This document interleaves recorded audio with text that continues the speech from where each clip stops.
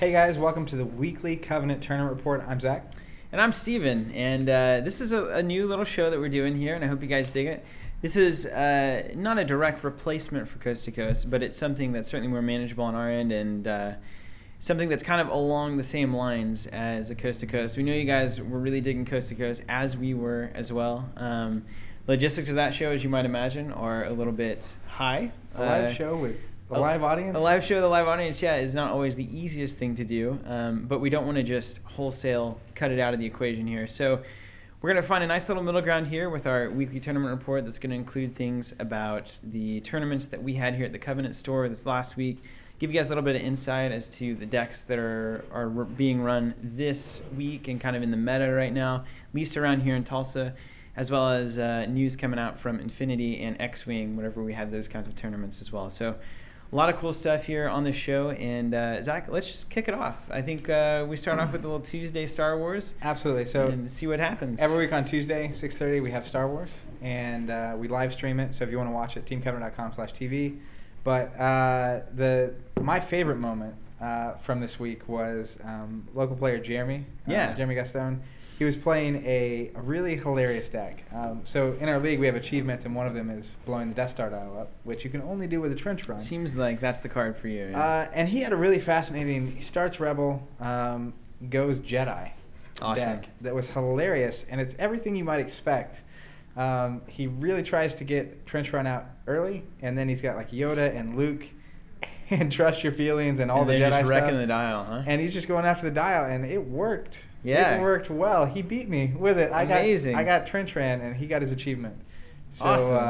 I bet that was a good feeling. Yeah, right? It was pretty awesome. Obviously, Star Wars hasn't had any packs out for a while. We had the Deluxe a month back. But there is still room for innovation, it turns out, even with the card pool as it sits. It's such an interesting system. I mean, when we look at Star Wars as a whole, we constantly are saying, like, man, we really just need like at least a year's worth of packs right now to really just diversify that meta and diversify the field. But then, stuff like Trench Run shows up, and it's the kind of card that you see early in the career of Star Wars, right? It's like you get core sets and whatnot, and it's like, this is a pretty cool thematic card, and it's very effective early on. And then, as we get more packs and more packs, there's interesting things to do, more like consistent things to do and whatnot. And so when you throw something, just a blast from the past back in, like Jeremy's done, what a wily man, truly, you're just caught by surprise. Yeah. And absolutely. I guess that really is what Trench Run is all about, right? It's like, we thought there was no weakness here, but in the end, there it is, the Jedi getting it done. Trust your feelings. There it is. And it makes sense, trust your feelings. Like, yeah. Very thematic, but it was really impressive. I was impressed by the deck. Going into the game, he's like, oh, you're going to beat me. I was just trying to get an achievement, and like, he beat me pretty hard. Yeah, that's always a really satisfying. And you can see with Trench Run, you can watch it, right? It's kind of a gambit, because if you miss, you don't destroy any objectives, and your tiebreakers are not good. Yeah. So you're kind of watching, like, the damage just keeps going up, and it's like, I don't have anything to stop you with. Like, I can block and like do 2 damage with a stormtrooper. But you still strike, and you still do the damage, and it was hilarious. Whenever you told me this on Tuesday, I have always wondered, what would it be like to have Trench Run with sleuths in that whole suite, where I've got the Swindled and the sleuths and the blockade runners, and I'm just nailing the dial every turn, just nailing it. Yeah, I mean, could be a thing. The trouble with sleuths is that I don't think there's not enough objective damage happening. Yeah, you got to do one at a time. Yeah, you send one, and that's your attack against it, right? As opposed to like Luke with Trust Your Feelings and a Jedi lightsaber. He can like do 6 damage on one turn. Like, he strikes, and target a strike to kill someone, and he strikes again. It was hilarious. Cool. Yeah. Well, huge congrats to Jeremy. Well played, well done, and anyone in the Star Wars community, give it a shot. Keep experimenting. Use a little Trench Run and let us know how it works. Leave a comment or email us. Do whatever you want. Do whatever you want. Moving on to Wednesday night, we had a great little Netrunner session because of the new pack that's just come out. What a pack. What a pack. It's just kind of led to a crazy renaissance of any deck goes at this point. I mean, there's just no telling. And Joe Freeman is he's a very consistent player here at the store, and a very good mind just when it comes to card games. Longtime Magic player, like many players of any card game ever are. So he's a consistent and very excellent Netrunner player, and he swept the tournament that night, and he was using a Jinteki Personal Evolution. But the key there was that, and he could not say enough great things about RSVP in that deck. RSVP. RSVP. He told us it might be the best card in the deck, and he was putting it in front of Sundew, which is amazing. He's putting it in front of Feudal AI. Can't pay to steal it. And R&D with a Hokusai. Like, you can't trash the Hokusai, so every time you're in R&D, you're taking net damage. So for those unaware, RSVP, piece of ice. If you don't break it, you can't spend credits for the rest of the run. Can't spend credits for the remainder of the run, yeah. And a lot of obvious synergy with this in NVN. Red Herrings is amazing. I mean, you come down the pipe, and it's like, you've got to pay 5, which you can't do, and then you can't pay 1 to trash it either. You can't do anything. So RSVP, bummer. You got to break the RSVP. It's a 4-strength code gate, which is where a code gate needs to be right above Yogg, so that there's been a lot of cross-Anarch ice breaking happening, and they don't have a lot of the Anarch minus strength support. So Yogg at 3 is pretty standard, and a 4-strength code gate can be an issue. Code gates. They're weird, man. They are weird. They're always weird. You don't fear them, but maybe you should. And also on RSVP, Joe wrote "so good" with the trademark symbol. So I think that one goes out to Tim Bun there. Yeah, that's a Tim Bun shout out if you've ever heard one. Running the Jinteki deck and then giving it the "so good." And he said he was running normal agendas in that deck, a mix of 1, 2, and 3 pointers, so nothing fancy there. Probably what you'd expect out of Jinteki. And on the runner end, he was doing Reina Roja, which again is kind of the new hotness, with two account siphons and 3 keyholes.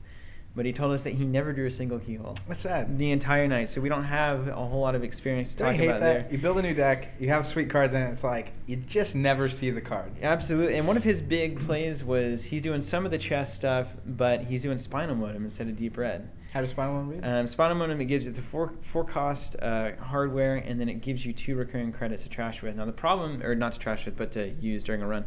The problem is, if you take a trace during a run, you take a brain damage, which can be pretty scary right now, to be honest with you. HB is actually doing a lot with brain damage and a lot with tracing.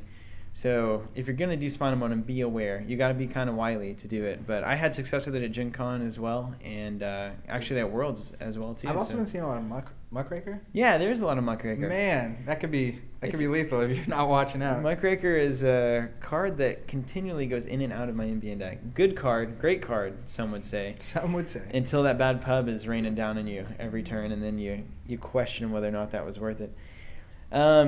He also says that Punitive Counterstrike, very, very good. That's a card. I was actually playing against Joe this weekend. Yeah. He came in and he was using this deck. Now that we're talking about it, and it was hilarious. One turn, I ran his archives. Yeah. And he had 5 points in there. He gave it to me with a Jackson on the table. Yeah. You know what's coming then. And I was just like, oh my word! Like immediately know Punitive Counterstrike is coming. Yeah. So I had to finagle my way. I had 1 card in hand too. Was there finagling? Did you make it out? I did. So it was my first click. He was not happy. It was my first click. So I drew a card, and the card I had in my hand previously was Maker's Eye.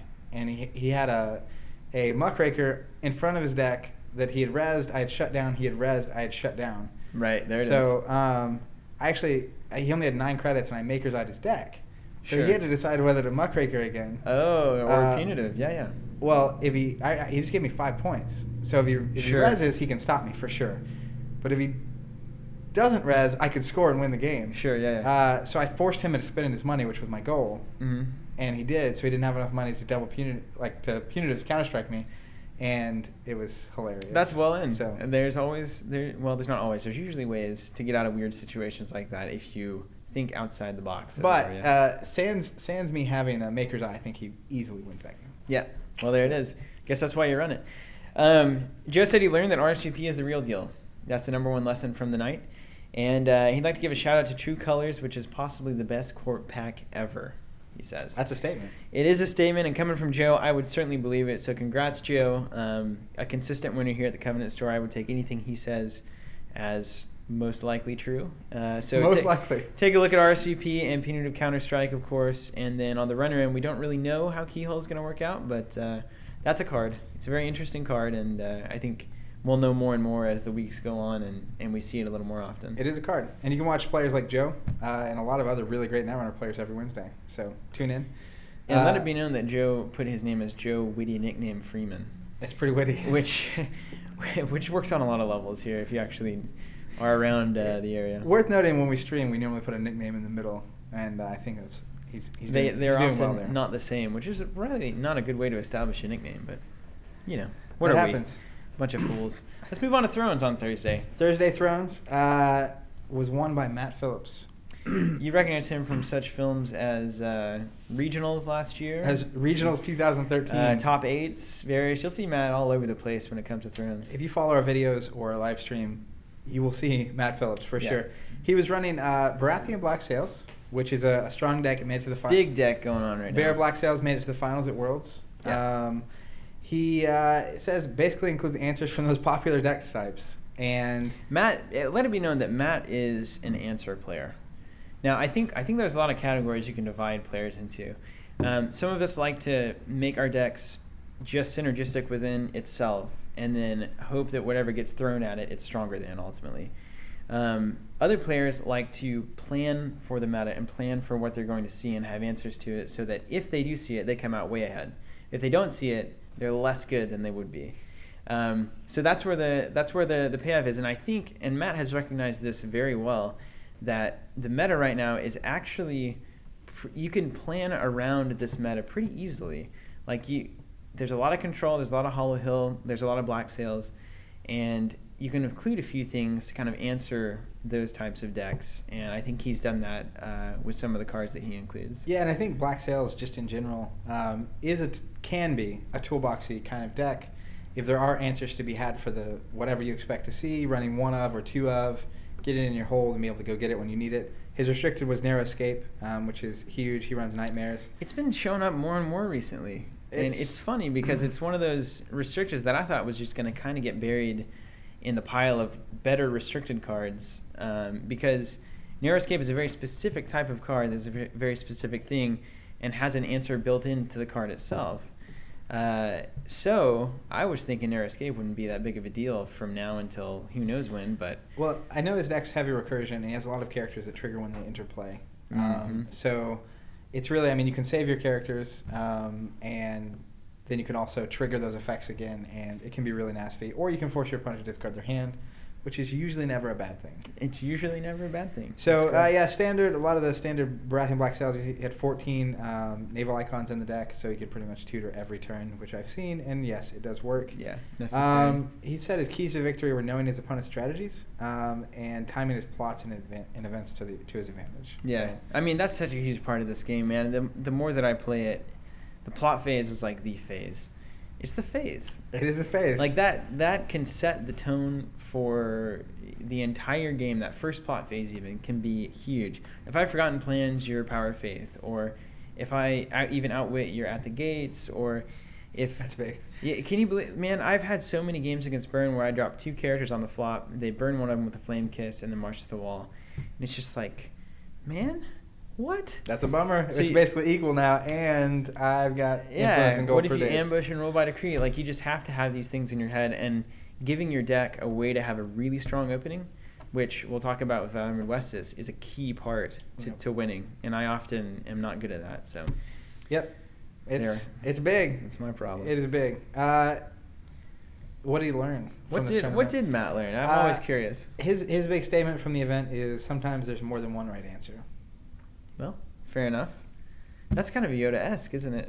Is there more to that? Well, he says making the correct decisions requires skill and luck.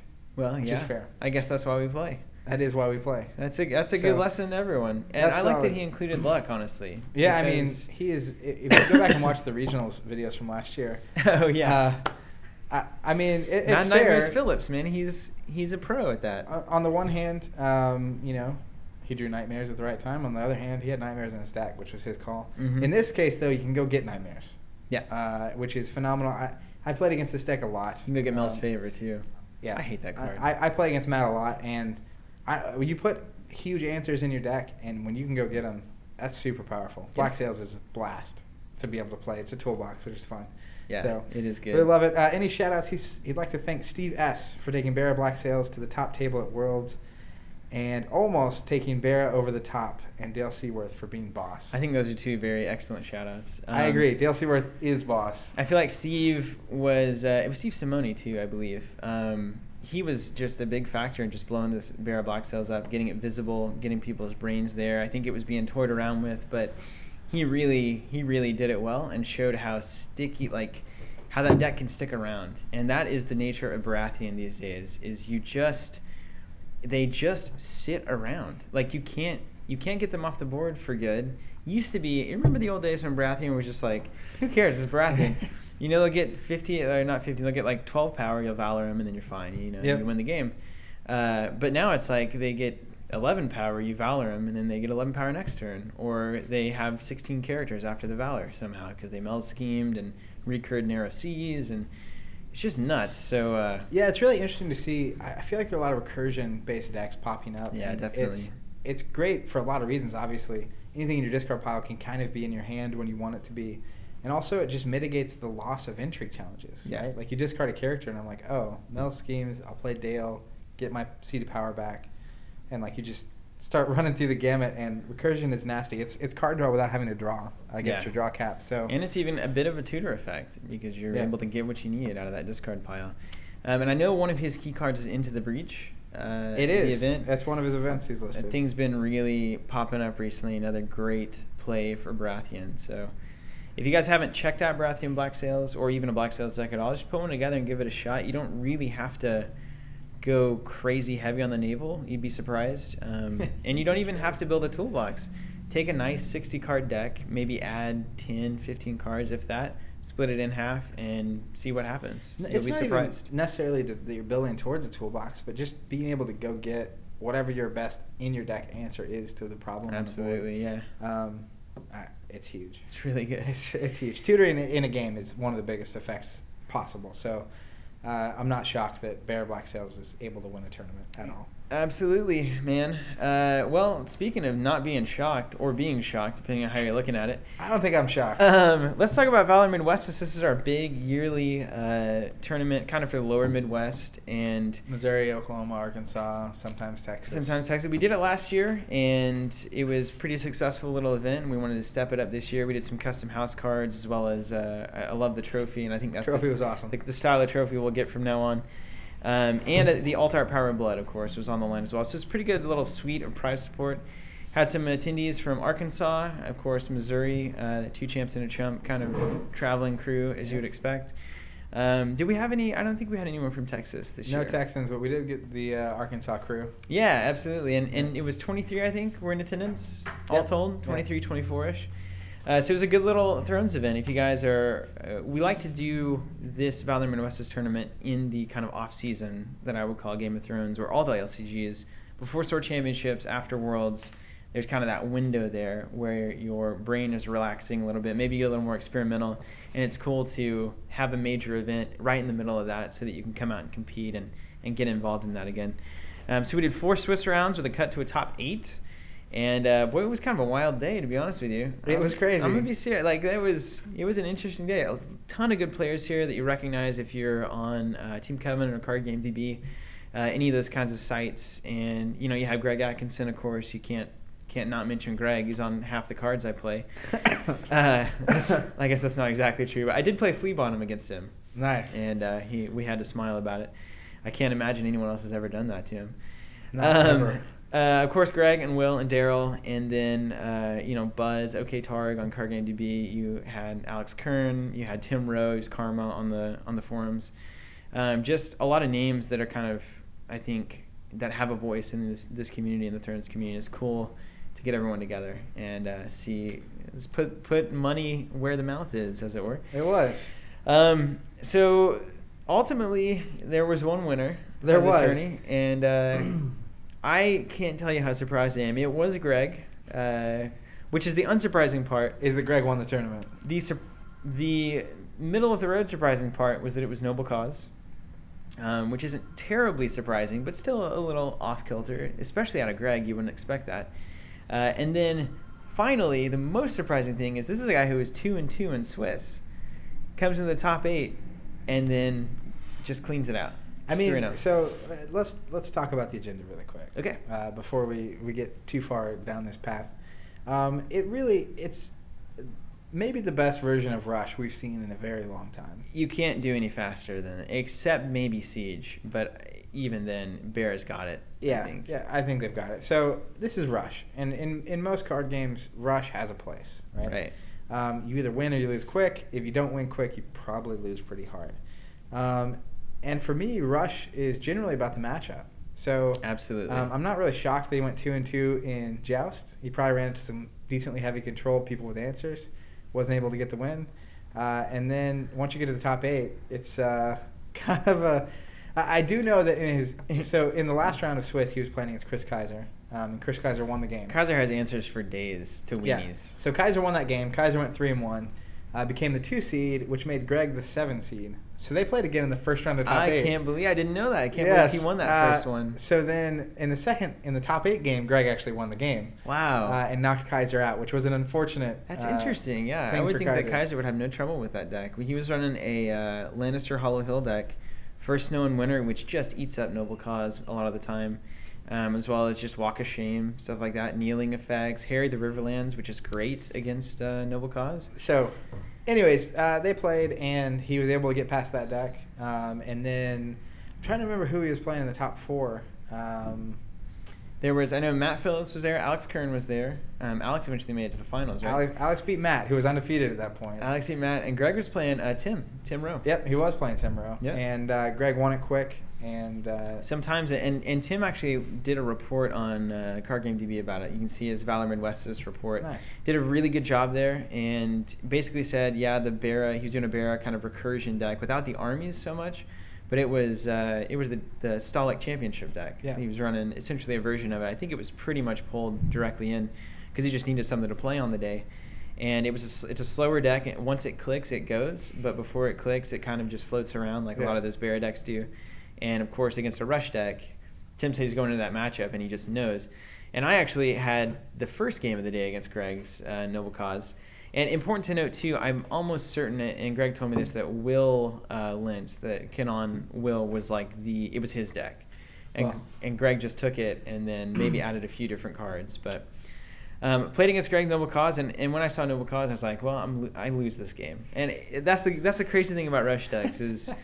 I was ready for a slow meta. I was ready for Control and Hollow Hill and Black Sails and Baratheon, and all of a sudden it's a deck that can beat me turn 1, and I've got big, slow dudes. Your 5 costs. Yeah, I'm not running first. I'm not ready for the Weenie Rush or any of that. So, yeah, it took almost no time at all. I think turn 2, we knew that game was over. Yeah.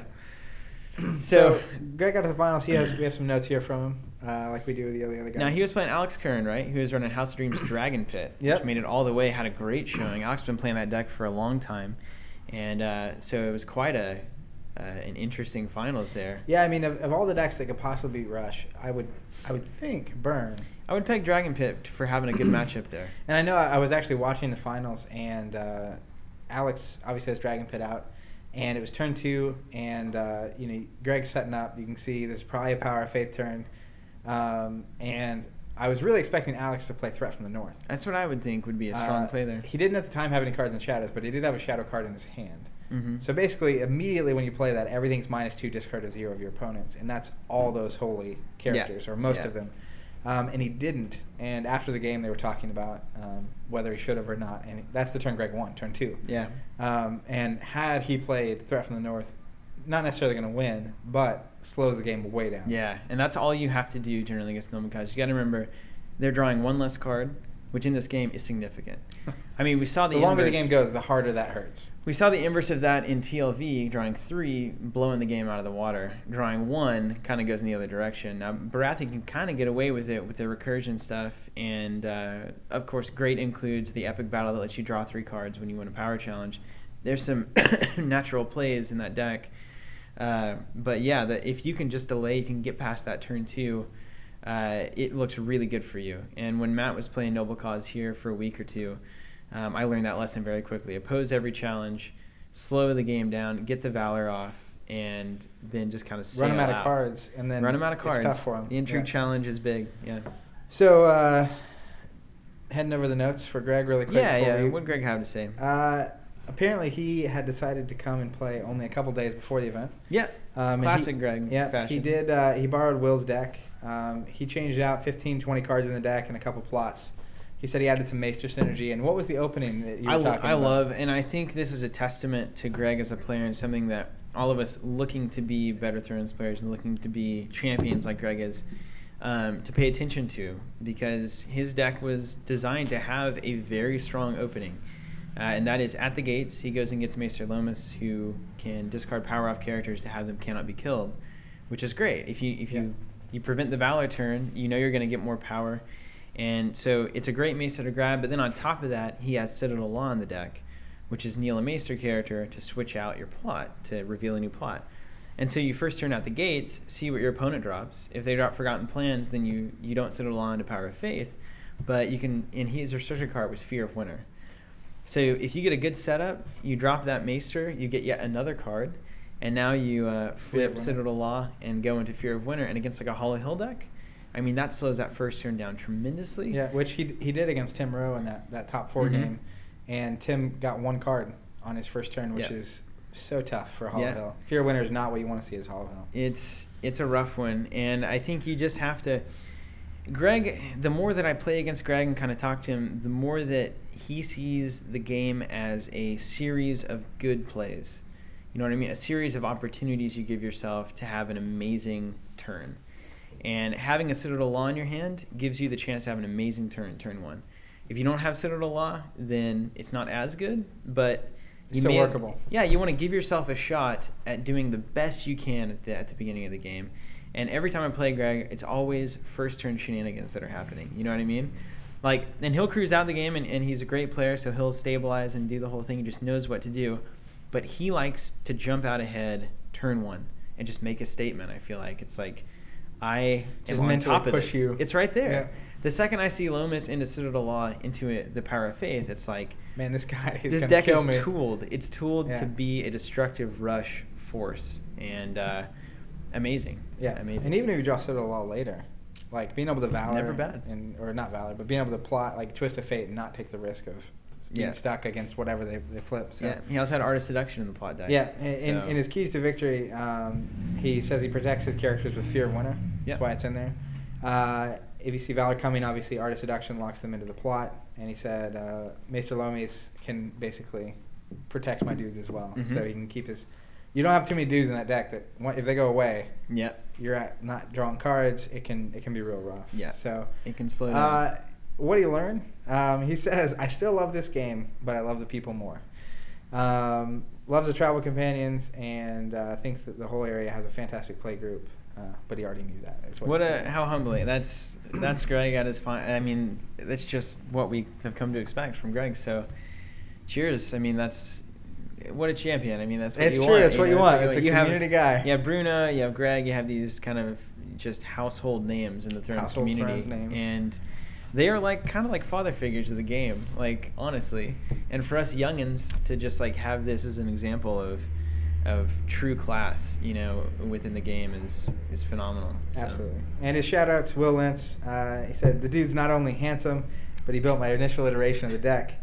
Both true, I think. Plus, they're mostly his cards. And Matt Phillips and Daryl Lloyd also owned a lot of the cards in the deck, apparently. His fiance for cheering him on and partaking in their first Thrones experience. And, of course, Team Covenant for bugging him enough to show up. Awesome. Well, we'll continue to bug you, Greg. So you're a true champion. We bug him to come and win so that we can't. Yeah. Thanks for coming out so much. And to everyone who traveled to Valar Midwestis and all the locals who showed, this is just fantastic that we can have an event of this caliber in the off-season and everyone's still willing to come out and play. And just thanks a lot. And Tim Rowe, okay, thanks for coming out. I know that he's been on and off Thrones a little while, kind of like Greg has. The guys are kind of taking a break and doing this or that, but it's hard. I'll tell you one thing, it's hard to get out of Thrones, man. As much as I love Netrunner and feel like I have a greater level of success in Netrunner, even Star Wars to a certain extent, I keep coming back to Thrones as well. So it's a lovely game, It's guys. hard. It's hard to get away from. So that's us. That's been your tournament report for the week. Thanks so much for watching, guys. We will have more goodness coming to you next week. We've got, of course, our weekly tournaments Tuesday, Wednesday, Thursday, you can catch those at our live stream, teamcovenant.com/TV. And then we've got X-Wing and Infinity this weekend here at the store. So we will have a miniatures kind of showdown on the next recap.